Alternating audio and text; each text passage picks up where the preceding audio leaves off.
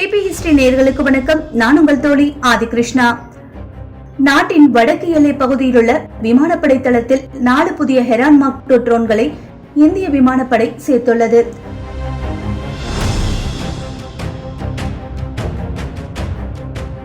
இந்திய விமானப்படையில் கடந்த 2000 ஆண்டு முதல் ட்ரோன்கள் சேர்க்கப்பட்டு வருகிறது. தற்போது நாட்டின் வடக்கு எல்லை விமானப்படை தளத்தில் 4 புதிய ஹெரான் மார்க் 2 ட்ரோன்கள் சேர்க்கப்பட்டுள்ளது.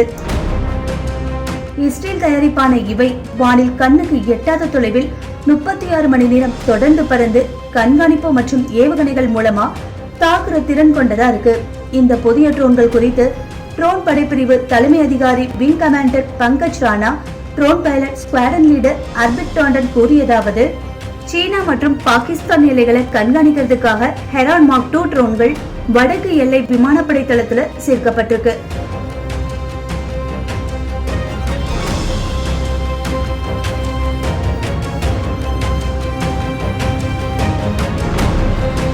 செயற்கைக்கோள் தகவல் தொடர்பு மூலமா செயல்படுற இந்த ட்ரோன்கள் வெகு தொலைவில் பறந்தபடி எதிரிகளுடைய இலக்குகளை கண்டுபிடிச்சு தகவல் தெரிவிக்கும்.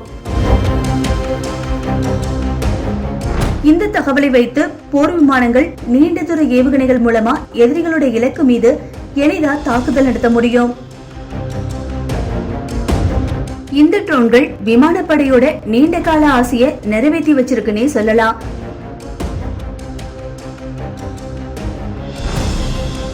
அது மட்டும் இல்லாம 36 மணி நேரமா தொடர்ந்து செயல்படக்கூடிய இந்த ஆளில்லா விமானங்கள் கணிசமான ஒரு தூரத்திலிருந்து எதிரிகளுடைய இலக்குகளை லேசர் மூலமா ஒளிரச் செய்யும் திறனையும் கொண்டிருக்கு. இந்த வெளிச்சம் போர் விமானங்களுக்கு அதோட நீண்ட தூர ஆயுதங்களை பயன்படுத்தி அந்த இலக்குகளை நடுநிலையாக்கவும் உதவுது.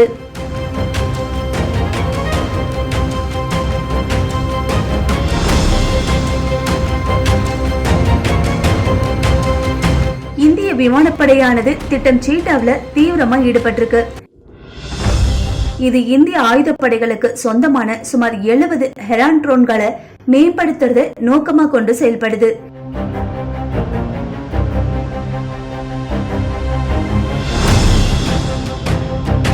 இந்த ட்ரோன்கள் மூலம் ஒரே இடத்திலிருந்து நாடு முழுவதையும் கண்காணிக்க முடியும்.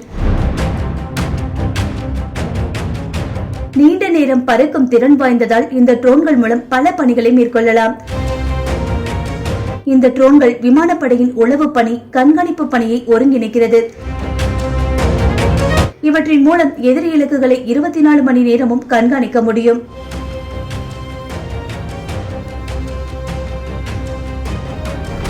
எந்த ஒரு காலநிலையிலும் எந்த ஒரு பகுதியிலும் இந்த ட்ரோன்களை இயக்க முடியும். இதுல இருக்கிற ஏவியானிக்ஸ் கருவிகள் 0 டிகிரி வெப்பநிலைக்கு கீழே செயல்படுற திறன் கொண்டதா இருக்குது. ஒரே நேரத்துல பாகிஸ்தான் மற்றும் சீன எல்லைகளையும் கண்காணிக்க முடியும். வானிலிருந்து தரை இலக்குகளை தாக்கும் ஏவுகணைகள், குண்டுகளையும் இதன் மூலமா வீச முடியும்.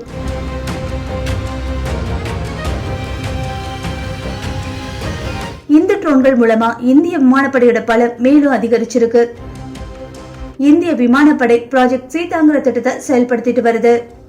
முப்படைகள்ல 31 பிரெடேட்டர் ட்ரோன்களும் சேர்க்கப்பட்டிருக்கு. இதுல 15 ட்ரோன்களை கடற்படை இயக்க இருக்கு.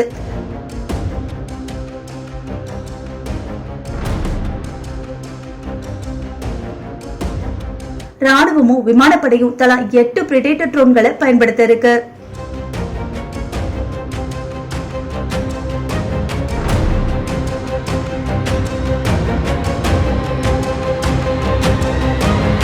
நம்ம அடுத்ததா பார்க்க போறது கல்வான் பகுதியில மோதல். சீன எல்லையில 68,000 ராணுவ வீரர்கள் குவிக்கப்பட்டிருக்காங்க.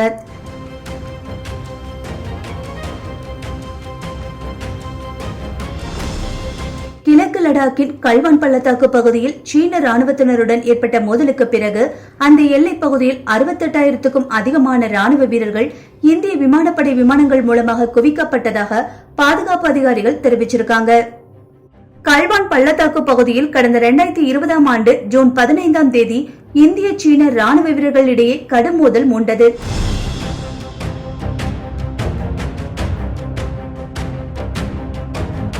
அதனை அடுத்து அந்த பகுதியில் இருதரப்பிலும் ஆயிரக்கணக்கான ராணுவ வீரர்கள் குவிக்கப்பட்டனர். இந்த ஒரு விவகாரத்தில் தொடர்ந்து 3 ஆண்டுகளுக்கும் மேலாக இந்திய சீனா இடையே மோதல் போக்கு நிலவி வருகிறது. இதன் காரணமா இருதரப்பு நல்லுறவும் பாதிக்கப்பட்டுள்ளது. இந்த ஒரு நிலையில கல்வான் பள்ளத்தாக்கு மோதல் நிகழ்ந்த பிறகு அப்பகுதியில 68,000க்கும் அதிகமான ராணுவ வீரர்கள் இந்திய விமானப்படை விமானங்கள் மூலமா மிக குறைந்த காலகட்டத்துக்குள்ள அழைத்து செல்லப்பட்டதா அதிகாரிகள் தெரிவிச்சிருக்காங்க. மேலும் 90 பீரங்கிகள், சுமார் 330 தாக்குதல் போர் தளவாடங்கள் உள்ளிட்டவை எல்லை பகுதிகளுக்கு எடுத்துச் செல்லப்பட்டதாகவும் கூறியுள்ளனர்.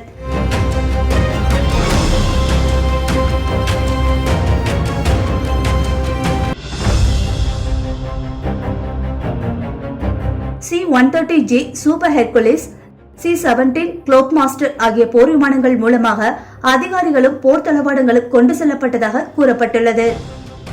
அந்த விமானங்கள் வாயிலாக மொத்தம் 9,000 டன் மதிப்பிலான தளவாடங்கள் எடுத்து செல்லப்பட்டதாகவும் அதிகாரிகள் தெரிவித்துள்ளனர்.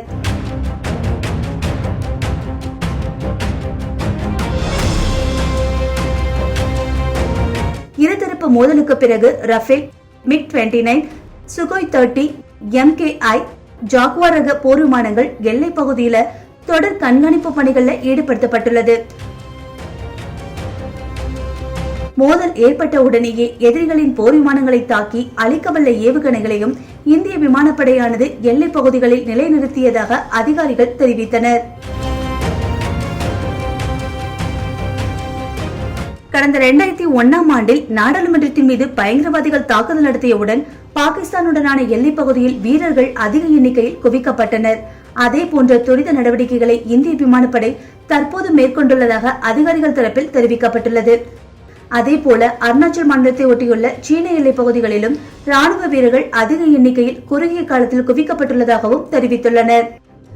கிழக்கு லடாக் எல்லை பகுதிகளில் குவிக்கப்பட்டுள்ள ராணுவ வீரர்களை திரும்ப பெறுவது தொடர்பாகவும் மோதல் போக்குக்கு தீர்வு காண்பது தொடர்பாகவும் இந்தியா சீனா ராணுவ தளபதிகள் இடையேயான 19வது சுற்று பேச்சுவார்த்தை திங்கட்கிழமை ஆகஸ்ட் 14ஆம் தேதி நடைபெற உள்ளது.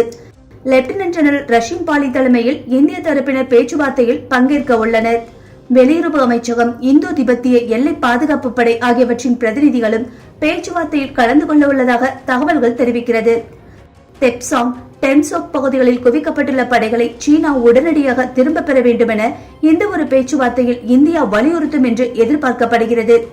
இருதரப்புக்கு இடையேயான 18வது சுற்று பேச்சுவார்த்தை கடந்த ஏப்ரல் 23ஆம் தேதி நடைபெற்றிருந்தது. அதில் எந்தவிதமான தீர்வும் எட்டப்படவில்லை என்பது குறிப்பிடத்தக்கது. இந்த ஒரு வீடியோ பிடிச்சிருந்ததுன்னா வீடியோக்கு லைக் பண்ணுங்க. இதுவரைக்கும் டிபி ஹிஸ்டரி சேனலை நீங்க சப்ஸ்கிரைப் பண்ணலனா சப்ஸ்கிரைப் பண்ணி சப்போர்ட் பண்ணுங்க ஃப்ரெண்ட்ஸ். தேங்க்யூ.